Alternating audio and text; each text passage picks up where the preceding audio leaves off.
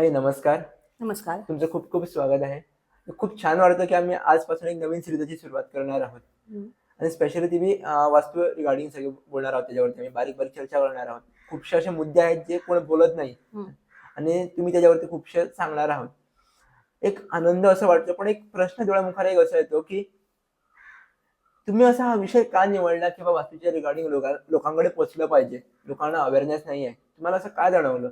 आणि याच्यापूर्वी मला तुमचा थोडासा परिचय रिगार्डिंग वास्तू तुमचा अभ्यास कसा चालू आहे? तर तुम्हाला कशासाठी काय वाटलं? मी अवंती फडके. हं, मी वास्तू फक्त स्वतःपुरतं शिकावं म्हणून सुरुवात केली होती. वास्तू म्हणजे काय? मला हं, क्युरिओसिटी होती, की काय असतं? कसं असतं? मला त्यातलं काहीच माहीत नव्हतं. शून्य होते मी. पण जसं शिकायला लागले, तेव्हा समजलं, की एक लहानशी गोष्ट किंवा घरात केलेला एक लहानसा बदल सुद्धा खूप मोठे चांगले परिणाम देऊ शकतो. मग विचार केला, हे स्वतःपुरतंच का करावं? का हं, दुसऱ्याचं पण चांगलं व्हावं? हं, बघूया ते तरी होतं तर. पण असं लोकांच्या व्हिजिट्स केल्यानंतर असं मला चांगले अनुभव मिळाले हं, आणि मग वाटलं की सुरू करूया. आपल्यापासून काय असेना जागृतीला सुरुवात होते. हं. म्हणून वास्तूची सुरुवात केली. पण ताई आता मी असं गोव्यात बघितलं आहे, ज्याच्याकडे वास्तूची थोडीशी नॉलेज आहे ना, खूप मोठा प्रचार करतो आणि खूप बिझनेस मोठा एम्पायर करून बसलाय आणि तुमच्याकडे एवढी नॉलेज असून सुद्धा पण आता आता तुम्ही जस्ट कुठेतरी सुरुवात केली.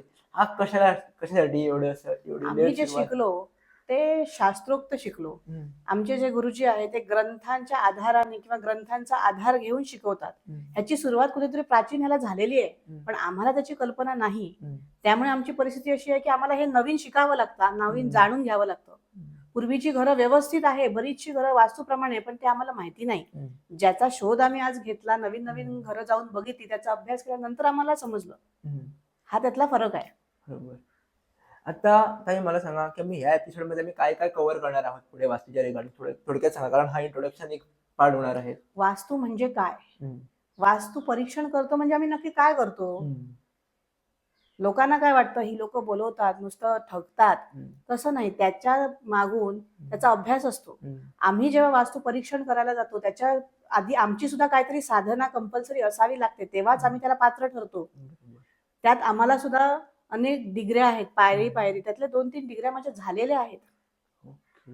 त्यामुळे आम्ही हे करू शकतो. हं, नाहीतर उद्या कोणीही उठला, एकच नुसतं एवढंसं घेतलं, त्याचा प्रचार केला, अर्धवट ज्ञान हं, दिलं, त्याच्यात काही अर्थ नसतं. बरोबर. जे करणं ते विसरूत हवं. आणि बरोबर. आमच्या गुरुजींनी आम्हाला व्यवस्थित शिकवलंय डिटेलमध्ये. हं, त्यामुळे त्या दृष्टीने आमचा बघण्याचा दृष्टिकोनही बदलला त्या बरोबर. वास्तूकडे. आणखी काही तुमची मला कल्पना खूप छान आवडली, की आम्ही आता मोठी सीरीज नको करूया. लोकांना हं. टाईम नाहीये बघायला. थोडक्यात एक्सप्लेन करा, की तुम्ही म्हटलं कशाला म्हटलं, की आम्ही थोडक्यात करूया. छोटे-छोटे करूया. थोडक्यात म्हणजे आजकाल कोणाला बघत बसायला वेळ नाहीये. हं, बघितलं पटकन हां, चांगलं वाटलं, वाईट वाटलं, पुढे हं, गेला. त्याप्रमाणे कोणीही निर्णय घेऊ शकतो. बरोबर. म्हणून हे करावं. बरोबर. आणखी काही तुम्ही या इंट्रोडक्शन पार्टमध्ये सांगा. आता मी खूप जणांचे व्हिडिओज बघतो, पण आमची कोणाचे व्हिडिओज बघावे आणि कोणाचे फॉलो करावे हे आम्हाला कळत नाही. थोडक्यात याच्याबद्दल तुम्ही सांगा. व्हिडिओ सगळे बघावे कारण तो स्वातंत्र्य स्वतःचा आहे. हं, फक्त फॉलो करताना विचार करावा, की तो माणूस खरंच त्यांनी शिक्षण प्रॉपर घेतलेलं आहे का? हं, तो पात्र आहे का? हं, आता वास्तू व्हिजिट करणं आणि मोठी-मोठी तोडफोड करणं प्रत्येकाला सगळं शक्य होत नाही. हं, मग तो दुसऱ्या तऱ्हेने न तोडता उपाय देऊ शकतो का? हं. आपल्याला काय सोयीचं आहे ते विचार करून आपण ठरवावं. बरं. ताई तुम्ही आता लोकांच्या घरी जाऊन वास्तू बघतात, वास्तू वास्तू बघतात. सो ॲक्चुअली हा प्रकार का आहे? वास्तू बघतो म्हणजे कसं असतं, वास्तू अनेक विविध अंगाने बघितली जाते. हं, म्हणजे काय? हं, वास्तू बघताना ती जागा कुठे आहे? हं, त्या जागेची माती काय आहे? हं, वास्तूला जाताना आम्हाला काय-काय संकेत होतात? हं, त्या मातीची तऱ्हा, त्याचा रंग, हं, मग ती भूमी तळप आहे, भुसभुशीत सुपीक आहे का हं, कशाच प्रकारची माती आहे? मग तिथं राहणारा कोण आहे? त्या मातीत गेल्यानंतर तुम्हाला फिलिंग काय येते? बरं तुमचं घर त्या दिशेप्रमाणे आहे का? त्या दिशेने ती गोष्ट आहे का? हं. आणि ती नसले तर काय-काय त्रास हं, होणार? हे आम्ही तिथं जाऊन बघतो. ओके. हे आम्ही सगळे प्रश्न पुढच्या सीरीजमध्ये आम्ही कव्हर करणारच आहोत. हं. नाहीतर इकडेच मोठा पॉडकास्ट व्हायला नको. म्हणून फक्त हे कसं आणखी तुम्हाला काय वाटतं, की इंट्रोडक्शन पार्टमध्ये लोकांना सांगावं जेणेकरून त्यांना क्लॅरिटी भेटेल, की आमच्या सीरीजमध्ये हे सगळं येणार आहे आता म्हणून. ही तरुण मुलं, हं, ह्यांना वास्तूची माहिती असण्याची गरज काय आहे? हं, कारण पुढे कधीतरी त्यांनी जेव्हा विचार केला जातो, की मी बाबा घर बांधणार, मी हं, काहीतरी करणार, तेव्हा कसं करावं? हं, कोणाला भेटावं? आणि ते व्यवस्थित कसं असावं? हं. ह्यासाठी त्यांनी आधी जर विचार केलेला असेल, तर त्यांना मग बरं पडतं. कारण सगळ्या गोष्टी त्यावेळी जुळून घडून येत नाही. बरोबर.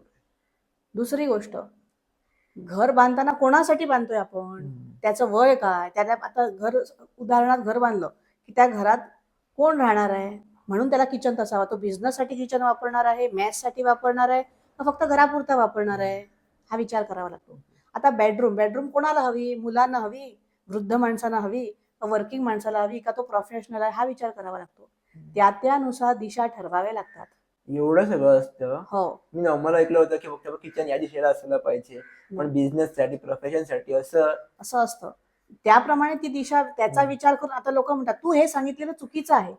पण आम्ही जेव्हा सांगतो, आम्हाला डिग्री काय कोणी उगीच आणून दिलेली नाही, आम्हाला खूप कष्ट पडलेत. बरोबर. म्हणून तू काय करणार आहे, जर तुला ते करण्यासाठी, त्यात यश मिळण्यासाठी जर तुला त्याची गरज आहे, तर त्या दिशा आम्ही सुचवतो. बरोबर. तसंच हॉटेल असेल किंवा फार्मसी असेल, त्या प्रत्येकाचं वर्जन बदलतं. बरोबर. त्याप्रमाणे आम्ही सुचवतो तुम्ही काय काय करायचं असेल. आणि त्याला समजा काही अडचण आहे तर तसं रेमेडी दिल्या जातात. आणि आम्ही असा प्रयत्न करतो की रेमेडी देताना तोडफोड नसावी, जे आहे त्यालाच व्यवस्थित करून कसं आणि चांगलं करता येईल त्याचा विचार आम्ही आधी करतो. ताई, आणखी एक मी बघितलं आहे YouTube वरती खूप लोक रेमेडीज सांगतात आणि ते लोक फॉलो करतात, त्यांच्या लाईफमध्ये काही चेंजेस मोठे होत नाही. सो रेमेडी डायरेक्ट YouTube मधून फॉलो करावी का पर्सनल गायडन्स हे घ्यावा? खूप महत्वाचं आहे. जेव्हा आपण एखाद्या माणसाला बोलवतो, आता कसं आहे, हा नाही ना चालला दुसरा, दुसरा नाही ना तिसरा, हे चालू राहतं. शेवटी तो कुठंच थांबत नाही. जर तुम्हाला खरंच रेमेडी करायची असेल, जर तुम्हाला त्या माणसावर विश्वास असेल, तरच तुम्ही बोलवा, नाही तर बोलवू नका. तुमचाही वेळ वाया जातो, आमचाही वेळ वाया जातो.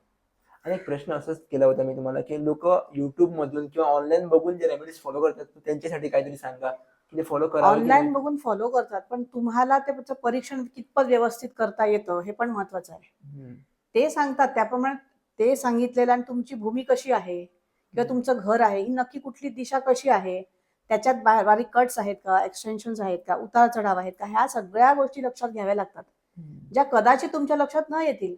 आणि असं काही प्रश्न असला की तसं मिळत नाही उत्तर, म्हणजे रेमेडीजचा उपयोग होत नाही. आता एकच गोळी सगळ्यांना लगेच उपयोगी होते असं नाही. तुमचं कसं काय आहे त्याप्रमाणे एखाद्या लवकर गुळ मिळतो, एखाद्या सावकाश मिळतो, पण गुळ हा मिळणारच. म्हणलं तुम्ही सांगितल्याप्रमाणे मला कळलं की रेमेडी ही पर्सनली जाऊन घ्यावी, नाहीतर त्यांच्या कॉन्टॅक्ट मध्ये राहून घ्यावी. पर्सनली घ्यावी म्हणजे प्रत्यक्ष बघणं हे बरोबर ॲक्युरेट असतं. आम्ही प्लॅन बघतो, प्लॅन व्यवस्थित असतो, पण कदाचित बांधताना इकडे तिकडे जर झालं तर गोष्टी बदलतात, आणि त्या बदललेल्या गोष्टी तिथं गेल्यानंतर समजतात. मग इथून सांगण्याचा उपयोग काय होत नाही. जेव्हा आम्ही प्रत्यक्ष डोळ्याने बघतो तेव्हा ते वेगळं होतं, आणि मग दोष कोणाचा होतो, सांगणारेचा. ते आहेच ना, त्याच्यावरती नेगेटिव्ह कमेंट करणं हे सगळं चालूच होतं. हो. वास्तू ही आपली दिशा बदलत असते, नाहीतर आपल्या जीवनाची दशा होते. आणि कसं असतं, वास्तू ही 40% असते आणि बाकीचे तुमच्या ग्रहांचा 60% उपयोग होतो.